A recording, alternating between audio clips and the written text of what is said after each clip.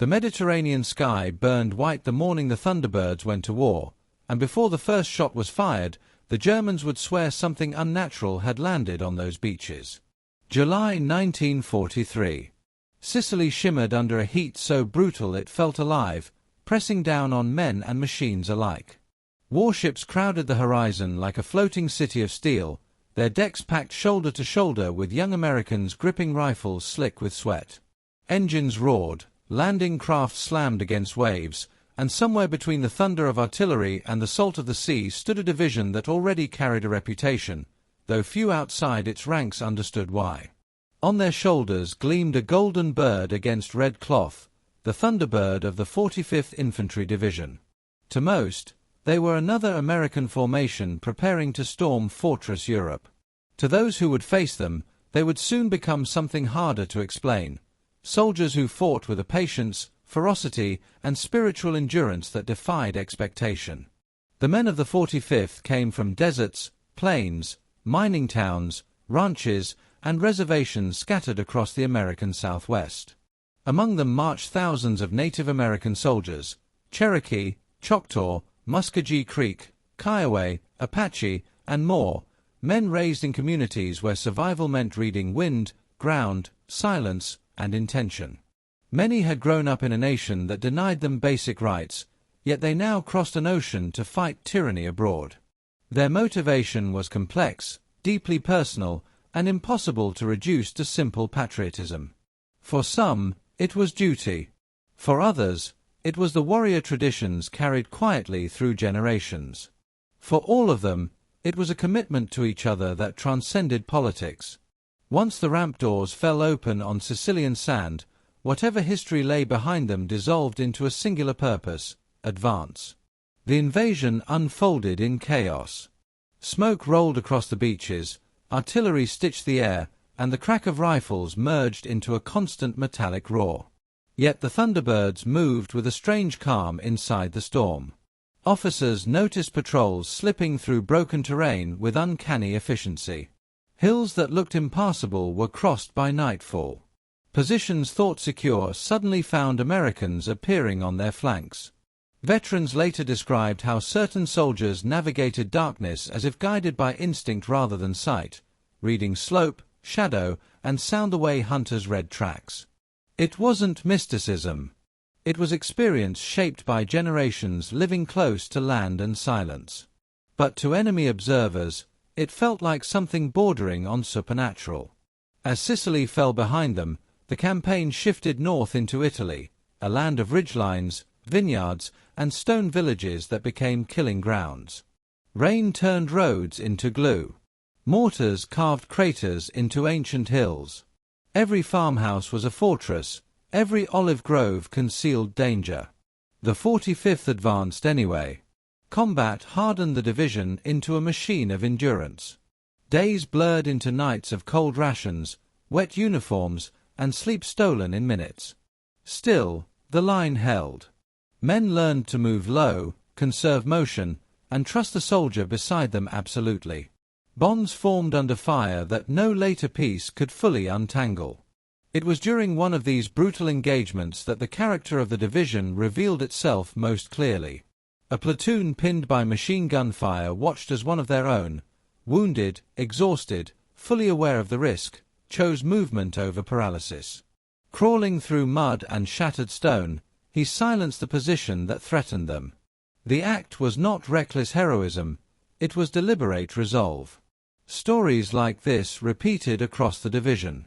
Individual decisions, often invisible to history, shaped survival moment by moment. Courage here was not loud. It was persistent, the refusal to yield ground, to abandon a wounded comrade, or to surrender initiative. Then came Anzio, a name that would carve itself into memory. The landing succeeded, but the aftermath became a siege measured in weeks of shellfire and psychological strain. The front shrank to muddy foxholes where standing upright invited death.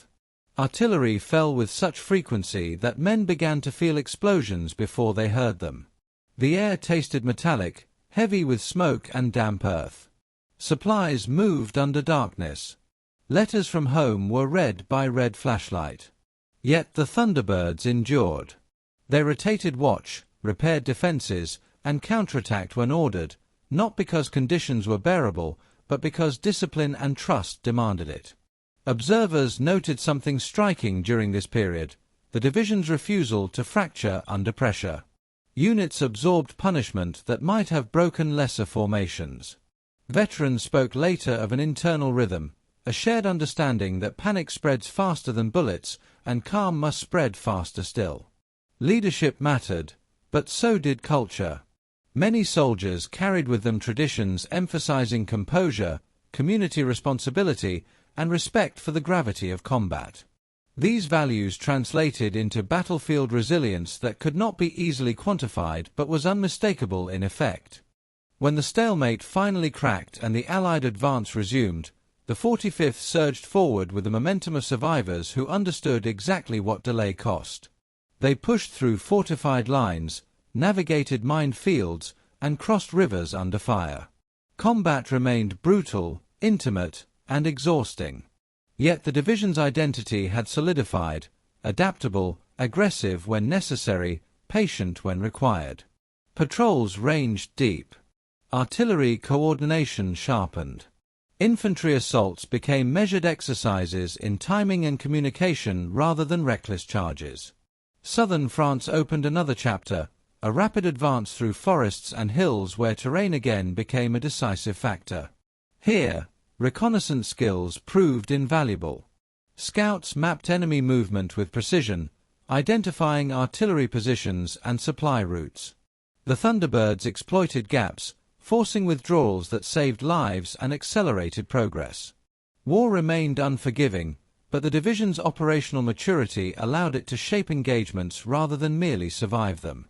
By early 1945, the Thunderbirds were veterans in the truest sense, not merely survivors, but soldiers forged by cumulative experience. Their uniforms bore the wear of campaigns stretching back years.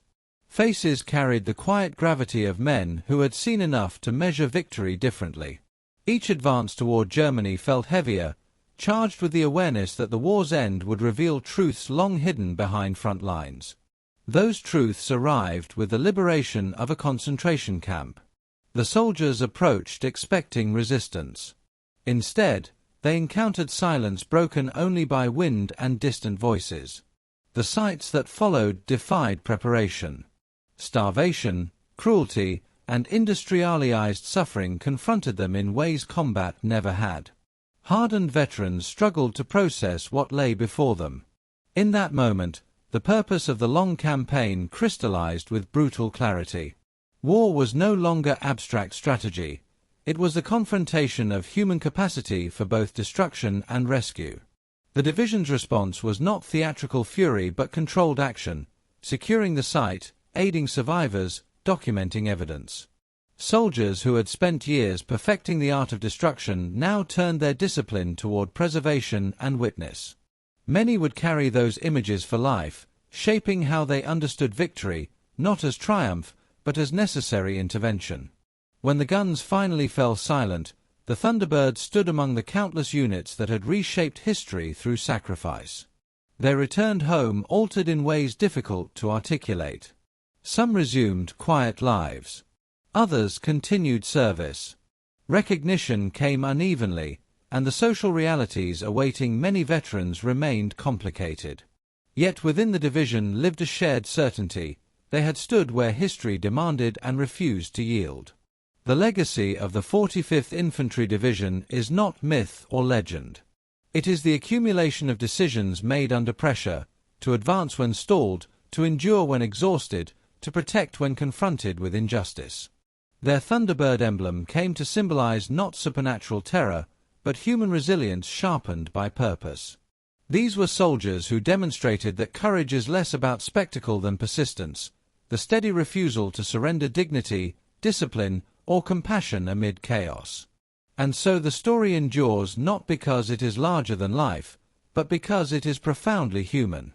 Young men from disparate backgrounds forged into a single instrument of resolve.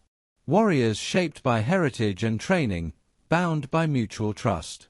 They remind us that history is not carried forward by symbols alone, but by individuals who choose action over fear, solidarity over division, and responsibility over retreat.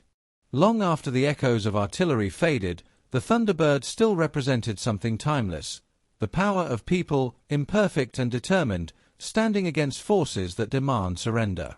The storm they walked through changed them. The world they helped shape carries their imprint. And in every telling, their greatest weapon remains the same: the human spirit, steady under fire, advancing not because victory is guaranteed, but because it is necessary.